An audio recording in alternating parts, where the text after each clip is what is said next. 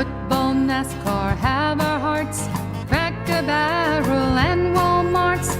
I wear Spanx, shorts and tanks. Don't judge me, I'm no skank. I became a beauty queen, rode in fancy limousines. Now I vacuum, cook and clean. All I eat is lean cuisine. I am a she, a southern home executive. I married he, a hottie, everything to me. A southern belle, mama taught me well, raised on grits and hissy fits. Salvation at the altar rail, Jesus loves me when I fail. I am a she, a southern home executive.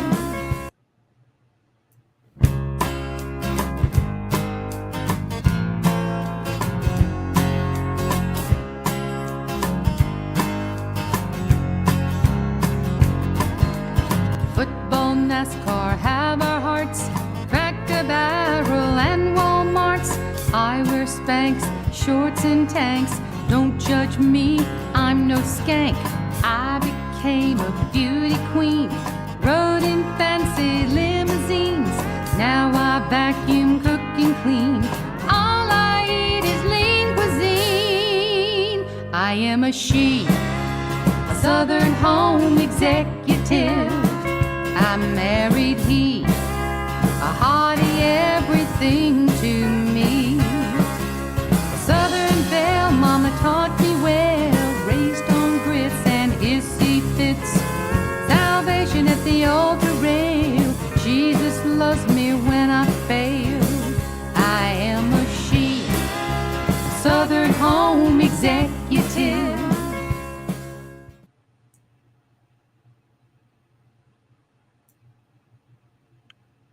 I might wait a little bit because that got old real fast. Yeah, I forgot I did not have the can you hear me, Lou? Yeah. Yeah, I thought I had the longer version on, but I don't, so I'm gonna wait another minute before I start it. That's fine. Yeah, it's cute, isn't it? It is. Yeah, it's fine. Yeah. I changed the word skank, but I don't feel like doing it for this. Okay. It's too much work. I said, I just give thanks. Just give thanks. So Nito asked me to sing at his event coming up, and I'm looking forward to it. But yep, that'll be fun. You know, I think we're recording this. I better go back in. We're recording this. Here we go.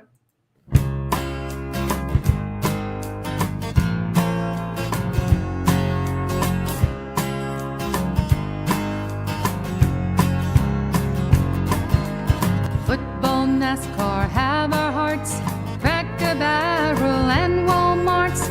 I wear Spanx, shorts and tanks. Don't judge me, I'm no skank. I became a beauty queen, rode in fancy limousines. Now I vacuum, cook and clean. All I eat is lean cuisine. I am a she, a southern home executive. I married he, a hottie, everything to me. A southern belle, mama taught me well, raised on grits and hissy fits. Salvation at the altar rail, Jesus loves me when I fail. I am a she, southern home executive.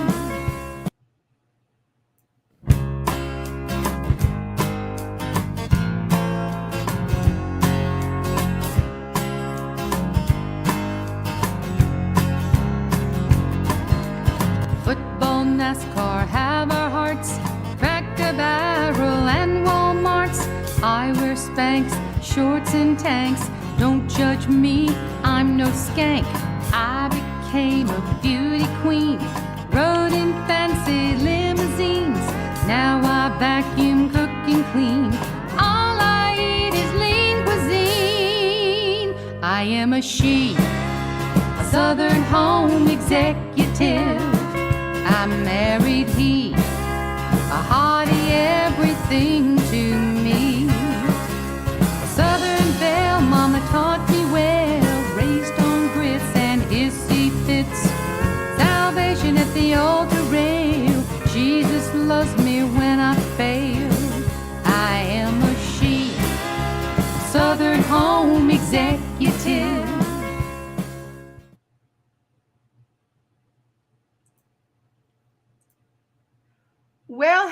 everybody. You know, I'm just shared. Gosh, y'all got to hear that song many more times than it was supposed to play. And then I'm telling Lou all this stuff. Oh, we'll do this thing coming up. And hey, Lou, are you there? But welcome. We are so tickled today. And I am now broadcasting from Johnston, South Carolina. Everybody clap. Yay. And I'm in the funeral home. I am. And I have proof. Here is the little casket. Yes, this is definitely, it's a paperweight, but this is social proof. I stole it from the casket room. And I can hear Lou laughing with me. Y'all, we're so thrilled. Let me just tell you, our guest today is humorist Lou Heckler. And Lou had the privilege of working with Jeanne and observing her remarkable wit and her on and off stage wisdom. So I think what I love about Lou, and I couldn't wait to call him when the time was right for him to become my humor coach, is that he takes funny stuff and makes it everyday funnier, if that makes sense. And also, Lou was a member of the Platform Professionals, which Jeanne I think she spearheaded that, but it was a brilliant group of folks, and I hope to have all of them on eventually. But Lou by himself has been wowing his audiences for over 4 decades. And we consider him under the radar screen. He does not advertise, but boy, is he excellent. We call him the secret sauce that connects all generations. I'm going to say Gen Z with tech savvy millennials and the baby boomers. His stuff is so good. He brings all of us together. So please welcome my good friend, a great coach, and just an all-around super guy, Lou Heckler. Woo! Hi, everybody. Thank you. What a sweet introduction. I may have to just have you come with me every time I speak from now on. Well, Lou, we had a little conversation prior to this, and we talked about your best story, my best story, the best stories. And because everybody that's tuning in, of course, love Jeanne and loves to laugh. And I think it would be appropriate in her memory if you yourself, as an incredible humorist, would share one of your best, as you would consider, stories. Okay, well, thanks. Yeah, what I thought I'd do, most of my stories, any of you who have ever heard me before know most of my stories are pretty long. They take about anywhere from 5 to 8 minutes. I'm not going to do that today. But what I wanted to do was a little short story because it illustrates a lot of different points. And more than anything, it is a reflection of what Jeanne did so beautifully, which was just take an everyday snapshot of a moment that happens in your life and find the humor in it. One of the things Jane and I will talk about a little bit later is, can you learn to be funny? I kind of think you can. We'll talk a little bit about that. But here's an example. I'm home one day and the doorbell rings and little Johnny Campbell from across the street comes. He's, I don't know, he's 10 years old maybe. He said, "Hi, Mr. Heckler. I'm selling raffle tickets. No, I'm selling a barbecue tickets for Little League Baseball. Would you like to buy a couple?" I said, "I would." He hadn't given me the day, hadn't given me the time, but I didn't care because when I was in Boy Scouts, Little League, and a bunch of other things, I had to sell a ton of stuff. Did you have to do that? Oh, yeah. I had to sell stuff like all the time. And I didn't like it. I didn't like knocking on the doors and people going, "Get out of here, kid." So I said yes. And I made myself a promise that I would always buy whatever any child came to the door to sell. We had another girl down the street named Megan Walk. She knew that. She would come to the door if my wife answered it. She would say, "Is Mr. Heckler here?" Anyhow, I said, "Yeah, Johnny, how much is it?" He said, $7.50. I said, "I'm going to go get $15 and buy 2 tickets." I went off, came back with my $15. And he gave me the 2 tickets. And he wrote my name on the stub. And he said, "Oh, there can be a raffle too. And you might win a television set." Oh, I said, "Well, we can always use an extra TV." Okay. So he went across the street. And I didn't think too much about it. And within 2 or 3 minutes, the phone rang. "Hi, Lou Heckler." He said, "Yeah, Mr. Heckler, this is Johnny Campbell. I was just over there." I said, "Oh, yeah. Hi, Johnny." He said, I forgot to get some piece of information from you." I said, "Okay." He said, "What's your phone number?"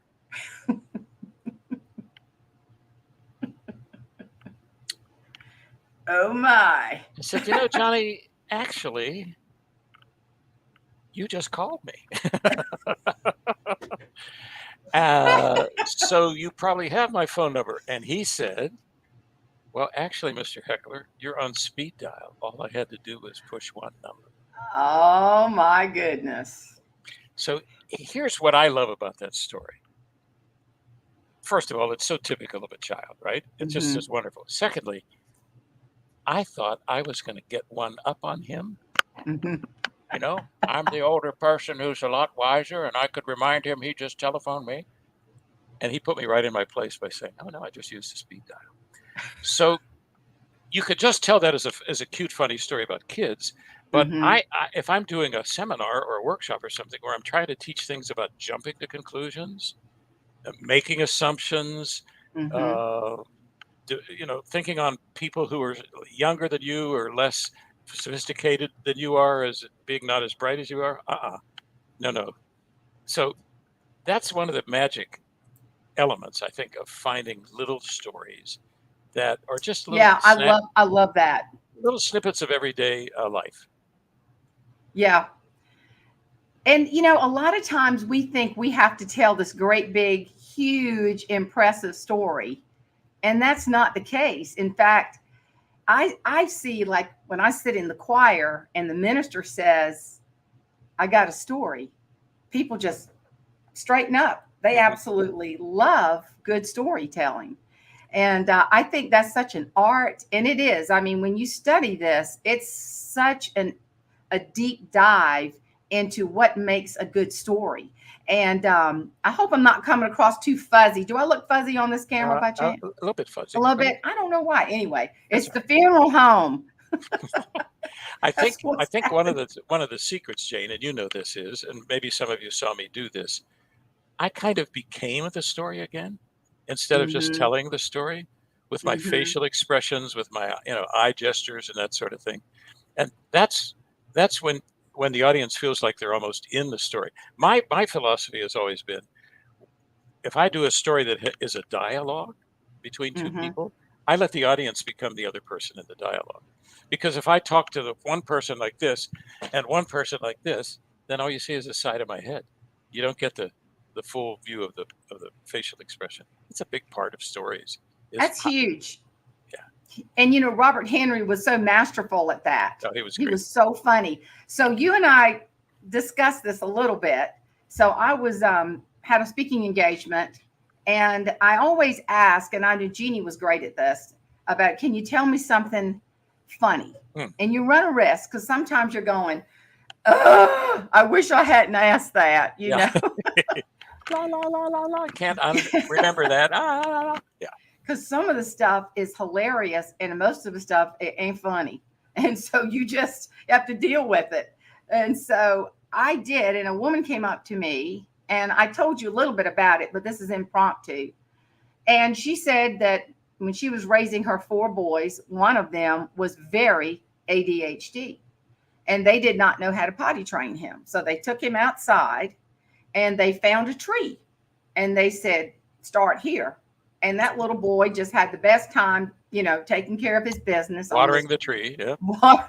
Watering the tree. And see, I've learned you, because when you start with that stuff, I write that down. I've learned when I've been to your home, and you've coached me, and you coach on Zoom too. So then she said that they simultaneously, right after that, they went to Walmart, and sure enough, on the cookie aisle, here's the Keebler forest for the little elves. And all of a sudden she hears, "Mama, look!" And he is doing his business all over the cardboard cutout tree, the Keebler elf tree. And I said, "Oh my goodness, what did you do?" She said, "Well, my mama taught me the right thing." So I parked my buggy over on top of the puddle. I found the nearest Walmart associate, and I said, "Some child has urinated on your Keebler cutout tree. Bye now," and just walks off. Okay, Lou, make it better. I know you did give me that very last line, I will be honest, when we chatted a little bit, because I said what if I say, and this is when we use what we call professional fabrication and storytelling, fluff it up a little bit. No. What if I say, you're the fourth mother? And you said, no, no, no, you're losing your punch. So you take it. Yeah. Well, there are a couple of things you could do. So here, as a preface to this, let me just say that one of the things I learned from another one of our wonderful colleagues in NSA, a woman named Hope Mihalap, Mihalap, now deceased, I'm sorry to say. But she said, it's okay to exaggerate as long as what you exaggerate is still, and this is the word, imaginable. As long as it's still, could this actually have happened? Maybe. I kind of think she's pulling my leg. I kind of think he's telling a little fib here, but it's sort of fun because it could possibly happen. So, I mean, I would say things like, so, we took him out and let him water the tree. And by the way, I'll just mention as a sidebar to this, not only did this help him with his potty training, but that tree is now the tallest tree in our yard. Wow, I can't get over that. So then one day we're in the Walmart and you go to all that thing. And sure enough, I hear that sound. You know that, I'm just going to say it. You know that sound of tinkle? Yeah. Yeah. You don't usually hear it on cardboard, but I could hear it on cardboard. And there, sure enough, there he was, watering the fig tree in the Keebler elf thing. So, of course, I knew I had to do the right thing, as you would.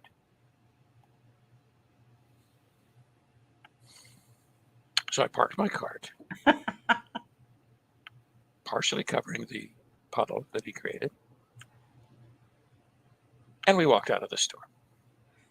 Well, you could just leave it right there, and you could come back to it and do some other things. But sometimes one of the things that I've been sort of known for, if there is such a thing as being known for, is the value of a pause. So when you're telling a good story and you just put in that pause, you have to wait for a moment so that the audience can go, Oh, yeah. What's she going to say next? Or she's probably going to say, and then you either do say it or don't say it. Well, that's another aspect of humor that I'm pretty sure is true. And that is, I think most of the time we laugh when somebody says something that we absolutely expect or that we absolutely don't expect. It's like either ends of the spectrum. So you get a laugh in either direction with those. It's that's just funny. It's just taking that little bit of business that has happened and just putting a little bit of, the old English word, hyperbole, putting a little bit of exaggeration to it. And I think, in a way, like you said, Jane, I think we're not only allowed to do that as speakers, we're kind of expected to do a little bit of it. And you can also, with your face, kind of show it. I call it the Bugs Bunny approach to storytelling. Do you remember in the old Warner Brothers cartoons when Bugs Bunny would do something sort of mean or crazy to Elmer Fudd? He'd put a garbage can over him and bang on it real hard or something like that. Then he'd look right out at us in the audience and go, "Ain't I a stinker?" Well, we can do that by sort of breaking that fourth wall and looking at the audience sometimes and kind of going, "Yeah, I did that." And Jeannie was incredible Oh, at doing that. Her pauses. yes. And you've got to have confidence to engage the power of the pause. And so you and I were chatting a little bit about her technique. Yeah. But I want you to share one of the stories that Jeannie told that you shared with me that is absolutely fantastic. Can you do that? Yeah. She, one of the things she did is that whenever she was anywhere in any circumstance, at a hotel, in a cab, on an aircraft, just maybe she was speaking in a town, she had some free time and she was wandering around looking in some stores and she'd visit with some of the shop clerks or whatever. And she would always ask what I like to call the EST questions, the superlative questions. What's the biggest? What's the funniest? What's the craziest? What's the oddest thing that ever happened here? So she was in a cab one time. Jeannie lived in North Carolina, but she was in a cab in central South Carolina around Columbia one time. And she said to the cab driver, as she did to every cab driver, "What's the craziest or funniest thing that's ever happened in this cab?" Now, remember, we could ask a question like, has anything funny ever happened in your cab? Then the person might struggle a little bit to come up with it. But if you ask that EST question, what is the funniest, EST, funniest thing that's ever happened? And the cab driver said, well, a good old boy hired me last week to carry his hog down to the coast. Jeannie said, in the back seat? Oh, yeah. Right where I'm sitting? Mm-hmm. How did that work out? She said he thought for a minute. He looked up in that rearview mirror, looked right back at her and said, he wasn't much of a tipper.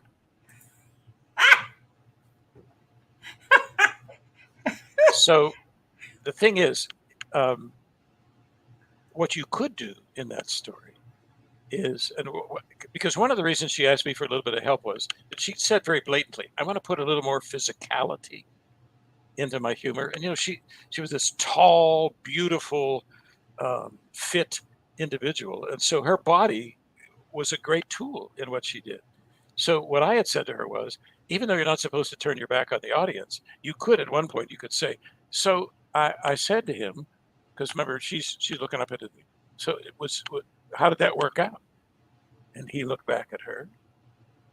He thought for a minute. And he said, he wasn't much of a tipper. Now, not everybody would get that. And here's the other thing that's true about humor. Not everybody will get every bit of humor that you have. And so, or it may not all be guffaw humor. Mm-hmm. You know, it may not be a burst of laughter.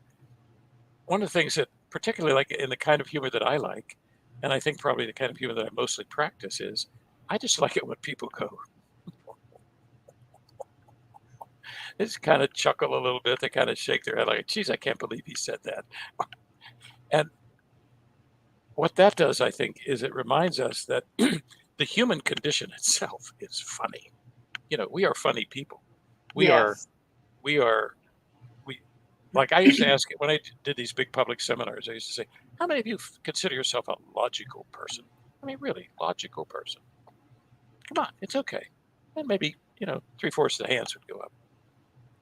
Well, that was back in the days when we always dressed up to do these seminars. And I would say, well, excuse me, I think of myself as a logical person. In fact, you'll notice that I'm wearing a tie. Because I said to myself this morning when I got up and I was getting dressed, I'm going to be speaking to a group for like, 6 or 8 hours today. Why don't I tie a piece of cloth in a really tight knot around my neck? Wouldn't that feel good all day? And why don't I, even though I'm inside and it's very comfortable in here, let me put on a coat too, because I think that would really add to my comfort. You know, in other words, you're just having fun with every day. It's I guess they go in the hands of a master like Jerry Seinfeld, they call it observational humor. What do you observe every day that strikes you as funny? Signs? Do you ever see funny signs that aren't meant to be funny? I was in a hotel in I forget. Oh, it was in around St. Petersburg, Florida, and the meeting rooms were in a separate building. And for some reason, they built all the meeting rooms on the ground floor, and all the men's and ladies' rooms were on one floor above. I have any idea why they designed it that way. So they had near the stairway and near the elevator, they had, or actually near the stairway, I guess it was, they had a sign that said, for restrooms, use stairs. That little boy in the Walmart could have probably have taken them up on that. Well, so, you know, and that what you just did is a turnaround. And if you had told that story and paused and said, you know, that little boy, that's a whole nother technique for entertaining and telling stories. Callback, it's called. Oh, that's right. If you ever get to see some of the videos by the comedian Jim Gaffigan. Oh, gosh. Gaffigan. He is a master at callback. He brings things back over and over and over again in his presentation. Oh, yeah. I mean, when I think about the signature stories that Jeannie told, one was that baton story of the child, and that's hilarious.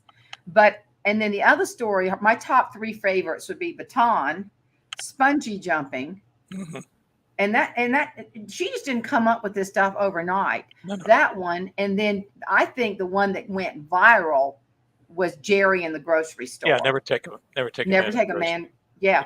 Never send a man to the grocery store. Is there a favorite one that you were just jaw dropped over when you heard her in her presentations, or Well, I think comedy? I think when she started using Jerry as a foil, and with Mhm. Jerry's full appreciation, because he was counting the money. I think that was it. But let me also say this, Jane. Here's why her stuff works. I want to show your audience something here. Jeanne has been twice. Well, she's been here many times with our Platform Professionals group, but twice she's come here and asked me to help her develop some more material. So she said in one of her the first time she came, she sent me an email. It was about a little over 20 years ago. Can I send you some? I can hardly say it without sounding like trying to sound like Jeanne. Can I send you some of my stories so you can help me decide which ones to use? I said yes. Now you can't see well, I guess you could see the thickness of this. This is what she sent. I thought she meant like 2 or 3 stories. Those are her actual stories that she sent to you? She wrote them out. Wow. Episcopal baptism, Graham book club, Grandma Freddie in the Holy Land. That's hilarious. 4 stories about Southern accents. Mhm.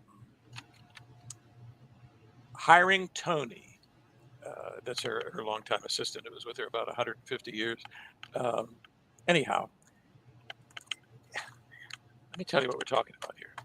We're talking about maybe the hardest working individual I've ever met in the speaking business. Yeah, I was thinking about eBay, but you had a much more. She worked, and this was the first time she came.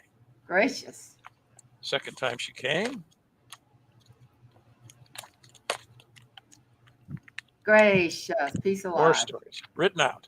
Now, not everybody likes to write out their stories, but she was so careful about each word. She put such value in each word. There's such a lesson to that like she had this one's on the end. This was called at the top here. It says tomato, tomato, because there was some woman at one, she, like you, Jane, she worked a lot of beauty pageants, and somebody came out to sing during one of the beauty pageants, and this was a young girl, she's probably 17 years old, right? And she wanted to do an older song that might relate to some of the older judges in the audience, and there used to be a song about pronunciation, I guess you'd say, and it went something like this: you say tomato, I say tomato. You say potato, I say potato. Da da da da da da da da da. Let's call the whole thing off. Well, the girl didn't know that, so she came out and went, "You say tomato, and I say tomato. You say potato, and I say potato. Tomato, and that's all here." They had it all written out. And Oh my gosh. here's the thing: it's the kind of thing that it's so fun. She has, and here's the deal too, and this is a big important part, I think, of humor that I think we can learn from Jeanne Robertson. She didn't make fun of people. Mm-hmm. She had fun with people.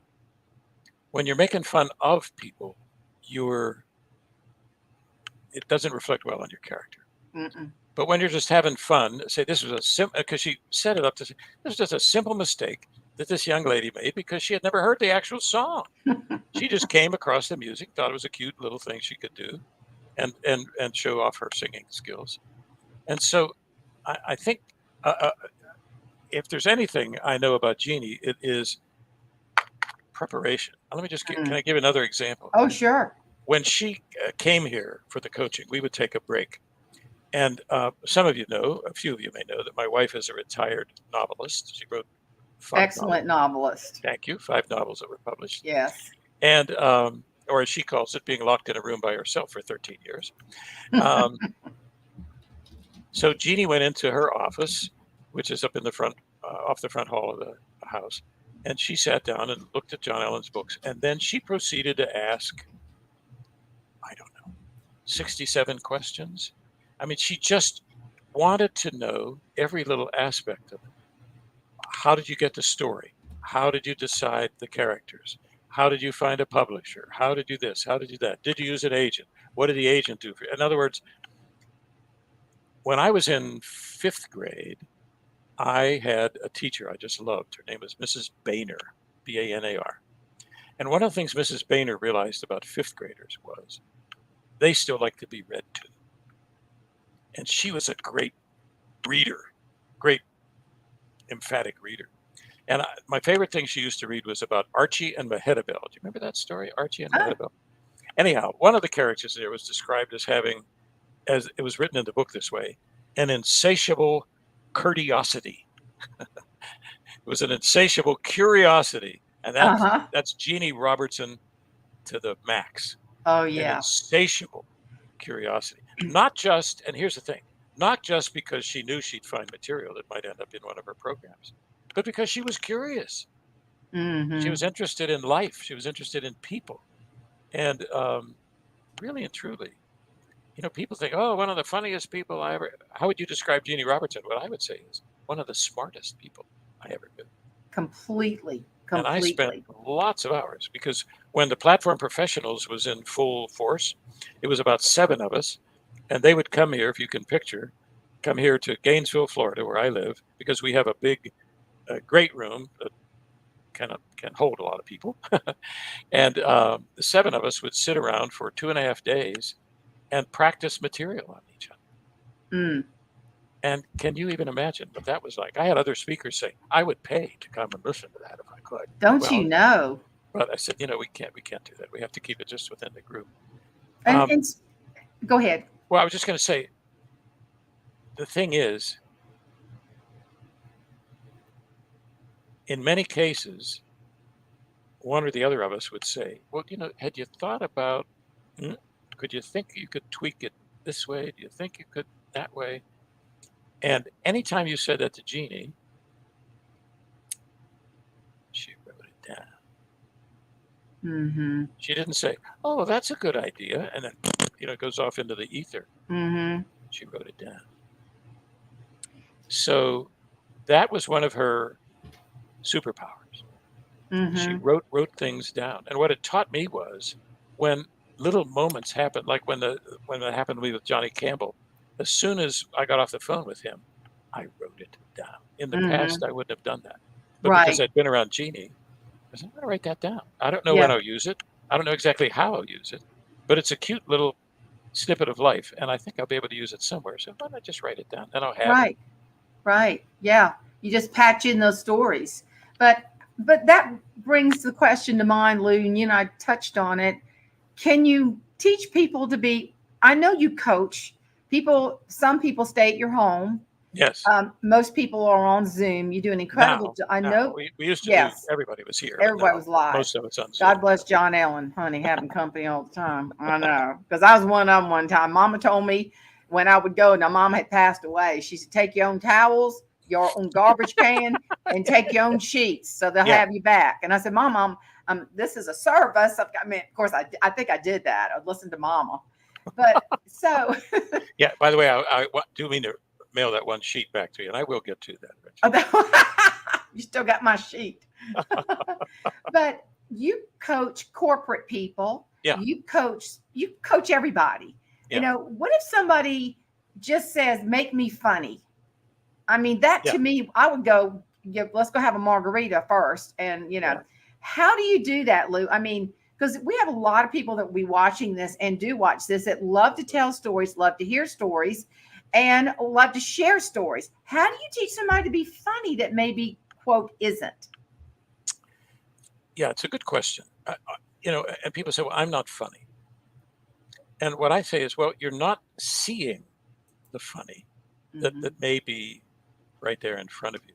And so a lot of it is, what I always tell people is, humor is not a joke. Humor is not a punchline. Humor is here. It's if you think of something as being a little bit amusing rather than ha ha ha ha ha ha ha ha. So here's a for instance. Let's say you have a story about, teaching your little boy, helping your little boy learn math. And he's kind of reluctant, but you say, look, you just have to learn these times tables. You're just going to have to learn that 3 times 3 is 9, and 4 times 8 is 32, and 8 times 7 and 3 times 3 is 9, and so on. There was a joke right there. So he in the story, he said, so I finally, I drilled him and drilled him and drilled him and drilled him and drilled him. And something on the night before he was going to have the test, he said, okay, I'm ready to do the times tables, Daddy, you asked me. And he said, okay, what's 4 times 4? And he said, 16. He said, what's 7 times 7? He said, 49. He said, what's 9 times 7? And the little boy said, 63. And the dad said, are you asking me or telling me? And the little boy said, telling you. Now, that's what he said. But see, that's not funny. But if you do it this way, what's 7 times 9? And he said, 63. And I said to him, well, are you asking me or telling me? And the little boy said, telling you? Right? Yeah. So it's not the words. Yeah. It's the delivery of the words. It's the facial expression. And so you can teach somebody that, Yeah. I can teach somebody to say, well, you slow down and you become the little boy, because the Yes. way you told it the first time, you were the omniscient narrator up here. You were the camera in the bank taking those lousy pictures of somebody robbing the bank. What we want a close up. So you have to become the people in the story. I love that. Don't make your stories sound like it's just a book report. Right. And we spoke of Robert Henry, who was Patrick's dad, and Patrick hosted Jeannie's StreamYard shows. And by the way, he will be my guest next Saturday. He's a wonderful Patrick, guy. everybody Wonderful. misses him. Y'all please spread the word. Patrick will be back. He's been here for coaching too, and he was just a delight to have here. Oh, I told him, I said, as long as you breathe, and your daddy's not dead, honey. But Robert Henry told me the funniest story. And it's just kind of, he and Jeannie were very, very close friends. He was in the Platform Professionals, of course. And he told the story that Robert got thin. He was a big man at one time. Yeah, he lost a lot of weight. He lost a lot of weight, and he didn't see himself as being thin. And he told me that he would kind of poke the larger men in the audience because he was large. Well, he wasn't large anymore, and he offended some man terribly in his audience. And this guy, he called me. He said, I want to read you a letter that was written to me by a guy in the audience. And I mean, it was scathing. He said, I will never recommend you. I am going to call personally every association. Oh dear. In the country like ours. I don't know if it was accountants or something of America. Yeah. I'm going to tell them Robert Henry. Yeah, what a horrible person you are. And as he read it, I was cringing. Yeah. And now here's where sense of humor comes in. I said, and he said, and I wrote him back. I went, what? You wrote him back? And he said, yeah, let me read it to you. Dear John, I guess this means you don't want to buy any of my CDs or books. So part of that's why I say it's up here. It's attitude. He set that whole thing up, and I was like, you did not, and then the zinger, just like Jeannie's story about the pig was a bad tipper. But all of these things, and you can coach someone to have some levity. And like you said, my biggest problem, and you and I have worked on this story forever, because I got the idea from Jeannie because of the girl the baton story, it got stuck up in the rafters. Yes. And when I was Miss South Carolina, of course, Jeannie was North Carolina, my judge was a guy from Illinois. You helped me so much add to it to make it super funny. But the girl that milked the cow on the stage for her talent. Unbelievable. And you gave me, you said, na, squish, squish, squish, squish. You said, do the sound effects of her grabbing the teats and holding on. Yeah. And then the cow will be fine as long as there's nothing startles. And the photographer had a camera. You said, oh, no, no, no, it's a Nikon. It's got the brand new supersonic flash on it. I went, oh, yes. Now, I get to the end of that story and people laugh, but it's not the wah that I want. But some stories aren't. They're just clever and funny. And by the way, it's on YouTube if somebody wants to see it. And it is a true story or hear it.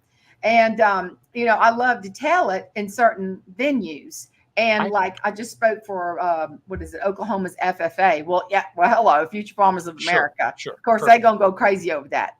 But you kept adding so much of just pause here and grab the teats and say, that is a word. And then, and then sometimes the takeaway is you keep, the girl wouldn't give up. She tapped the guy on, he wanted to kill her. She said, I want to do that again because she was a farm girl. Farm girls just don't give up. And so as much as you and I tried to find that big ha, ha, ha, like Jeannie's mom, I laughed so hard my water broke and I wasn't even pregnant. And I know you had a lot to do with that line. I gave her that line and she said it's got the biggest laugh she ever got. I love that. Hilarious. But is where you need someone like you to listen and have another set of ears. Well, I think so. But I really think the big laugh type of thing, that's for a comedian. That's a comedian who comes up with lines every, 60 or 90 seconds. For what most of us do in speaking before audiences and so on is we want to amuse them and give them an enjoyable time. And here I also think this. I think if you are content with being amusing rather than drop dead funny, you'll be remembered more. In fact, the story itself will be remembered more. Here's an example. We had an opportunity quite a number of years ago to see Jay Leno live, and he was wonderful. My gosh. He was clever and clean and funny and just everything. And I laughed as hard as I've ever laughed for probably an hour and a half. And I remember one joke. So, but I remember having a great time. Now, so if that's your objective is just to get laugh, that's a whole different thing. I don't train people with that. But if you just want to tell stories that make points and are amusing to people and are memorable, because my little mantra is, if you are memorable, you're also repeatable. And if you're repeatable, you're referable to somebody. Yeah. They say, oh, well, how did you like that Jane Herlong? Oh, she was great. Well, what did she tell? Oh, well, let me tell you this one story. And honest to gosh, I think your people would love this story. That's what you want. If you're, those of you who are watching who are professional speakers, that's what you want. Yeah. If you're just a person who doesn't speak for a living, but you enjoyed Jeannie so much, like who didn't, then the value of her stories are that you have something great to tell at your next bridge club or cocktail party or bowling party or wherever you gather with your friends. Oh, wait till I tell you this story that I watched Jeannie do on YouTube, or that I went to see her concert in Little Rock, and oh my gosh, da da da da da. So I think the value of using humor is just to shine a happy spotlight on day-to-day living, and if you like to use that, just practice that a little bit and watch. May I suggest something else besides watching all of Jeannie's videos, because you can learn a lot from that? There is a video that Billy Crystal, Billy Crystal, the actor. Oh, yeah. He did a one-man show called 700 Sundays. I love that. Oh, my gosh, it was incredible. It's like a master's degree in public speaking.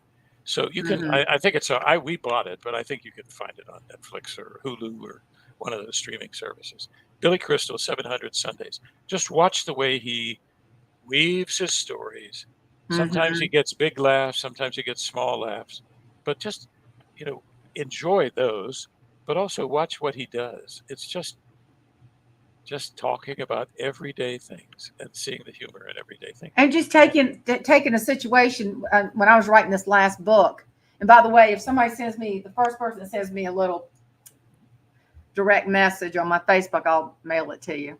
But they said we need to have some kind of segue here in the book. And I called some relatives and I said, y'all got some funny stories. And they said, oh, yeah, our ancestors and the old mule in the buckboard going down to Rockville. I don't know if you saw Rockville when you and John Allen stayed with me, but it's a beautiful little village down in the tip of Wadmalaw.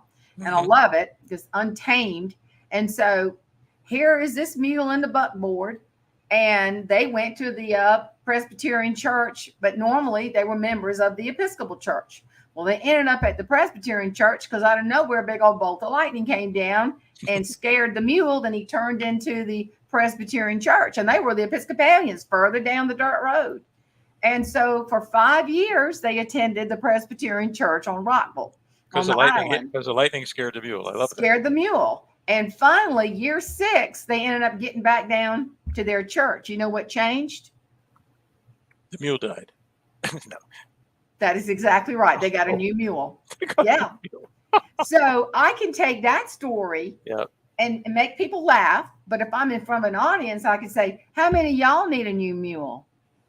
How many? They don't go out and get them struck by lightning. How many of y'all need to change? Yeah, you make a little metaphor out of it. That's right. And it's very memorable that way. But it doesn't get the, oh my God, I can't breathe laugh. But it does get attention. And when you're sitting around with your friends and you try out new stuff, you just want to entertain, you're sitting around just chatting. Tell a little funny story like that. And what I'm getting at, Lou, is it's based on something that happened. People love stories that is based on reality. And that really, like the little boy with you, that happened. That happened. Yeah, it's true. And it you know, again, if there's a major takeaway from being around Jeanne Robertson so many years, personally and professionally, it's preparation. It's thinking about it all the time. I happened to be on the phone with her, I think it was 9 days before she passed away. She was lying in bed working on material. Yeah. Because that's what she always did. That was her life. And I was thinking, I came across this when I found those folders, Jane, that had all these stories that Jeanne sent me. The people in our group, in our platform professional speaking group, wanted to know what it was like for her to come here. What was her experience for coming here? This is what she sent them. Page 1. Page 2. Mm-hmm. God,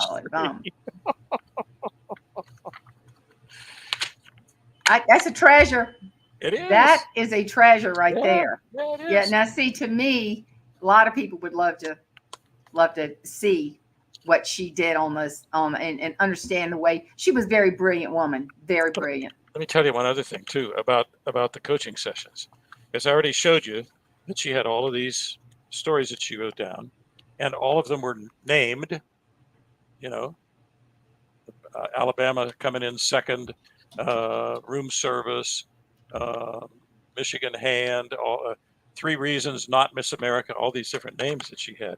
And we would bring those up. Whoops, I lost my picture. Oh, I still see you. Okay, oh, there it comes. So we would sit at the table and I'd start going through these, and she would say, okay, how about tomato? I'd say yes. She'd come up with another one. Let's say it was. It'd be hard to find a bad one. Well, what she was looking for is, if you didn't think it was funny right away, somebody named Bob Sharp. And if I didn't like that, I'd say, I don't think so. She'd say, put it aside. Mm-hmm. In other words, she wasn't going to fall so in love with her own material that she was paying me to help her. Mm-hmm. So, which is a lesson for all of us. Yeah. Whether we go to a car mechanic or a therapist or a coaching or whatever, if you're paying somebody to help you, listen to what they're saying. You don't have to necessarily do everything they're saying, but listen to what they're saying, because they might have something that could be beneficial to you. That was a part of her great talent, was her enormous discipline and devotion to doing wonderful things. This is Norma Rose gave me this pearl because she knows I love pearl. Her best friend Norma Rose. Yeah, the bestest, and then the pashmina. And when I do comedy shows, the theater shows, I take this with me because I just love it. I feel like Jeanne's with me in spirit, and like she your little is. rabbit's foot, right? Yeah. Lord, I need a bigger one than that. like a On your horse show or something. Well, tell me now about every Monday you get on LinkedIn. Share that. I love that. Yeah. Well, as I have gotten older. Oh, go on, Lou. Yeah. You and I are closer in age than you think. Okay. Well, as I've gotten older, I realize that because I started working in television when I was only 19 years old. And then Goodness. I worked in television for 15 years, and I've been in the speaking business around business for over 40 years. So I decided, well, maybe I have some things to say about business. So every Monday on LinkedIn, I do a little blog called I've Been Thinking. Mm-hmm. And it just like a recent one was on filters, how we can use filters to keep things from luring us into areas that we don't want to be lured into. So it just always starts with I've been thinking about, and then the subject. And then I go and I try to make it, I don't even know how many words it is, but it's short. It's short. It's just something to kind of start off your week. And then at the end of it, at the end of each of the little essays, I often put a question, like a challenge to the audience. What are you going to do about that this week? So if you're on LinkedIn or you want to get on LinkedIn, ask to connect with me. I'll say yes. And then you can read them if you want to. You know what? Yeah. It ain't rocket surgery, as Tim Gard, the funny guy, says. It's not Mm-hmm. rocket science, but it's by observations. Since I'm in my 70s, I have some observations about how I think business works better. And again, what I do there is I try to take on something that reminded me of that right that week. Here's an example. About a year ago, I was watching ESPN, and they had this really interesting roundtable of college football coaches, each of whom had won a national championship sometime in the last 7 or 8 years. So they had Nick Saban, of course, from Alabama. They had Dabo Swinney from South Carolina, and so on and so on, from Clemson. And so somebody said to Dabo, when you start talking to younger coaches about the business and about how, because in those days, I mean, Clemson was winning all the time. How do you tell them to deal with, what do you tell them to do to deal with the incredible attention that they get from the press and from the social media and so on and so on? And Dabo Swinney said, I had my little pad with me. Thank you, Jeannie. I had my little pad with Dabo Swinney said, I always tell them, let the light that shines within you shine brighter than the light that shines on you. Oh, man. Let me say it again. Let the light that shines within you shine brighter than the light that shines on you. Oh, my gosh. And that is a beautiful way to.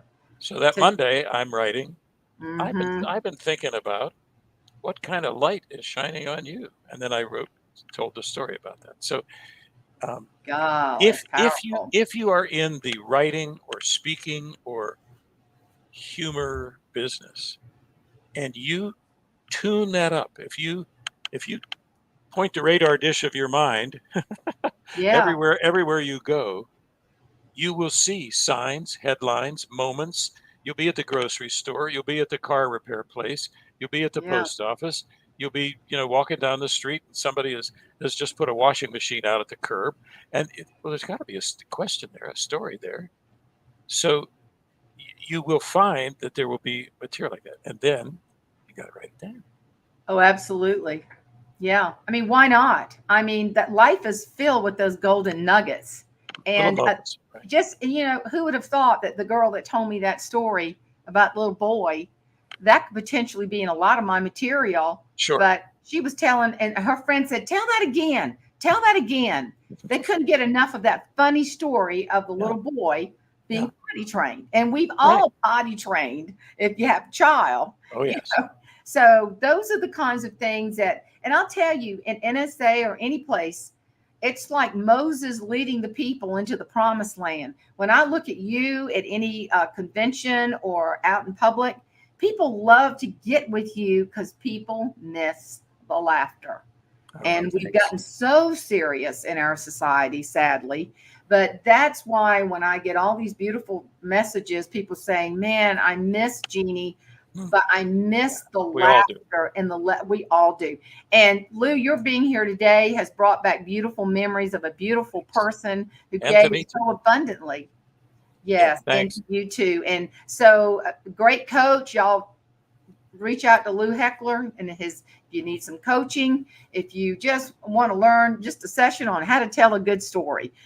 If you're presenting, it doesn't matter if it's a small group, a big group, or just to a group of friends. If you want to take your level of your storytelling to a different level, Lou, thank you, honey.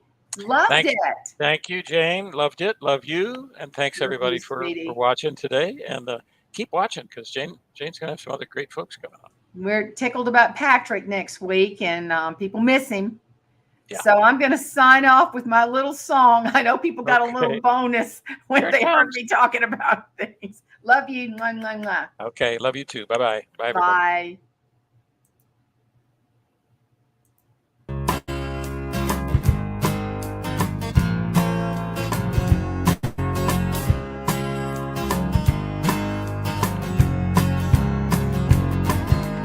Football, NASCAR have our hearts, Cracker Barrel and Walmart's. I wear Spanx, shorts and tanks. Don't judge me, I'm no skank. I became a beauty queen, rode in fancy limousines. Now I vacuum, cook and clean. All I eat is lean cuisine. I am a she, a Southern home executive. I married he, a hottie, everything to me. A Southern belle, mama taught me well, raised on grits and hissy fits. Salvation at the altar rail, Jesus loves me when I fail. I am a she, Southern home executive.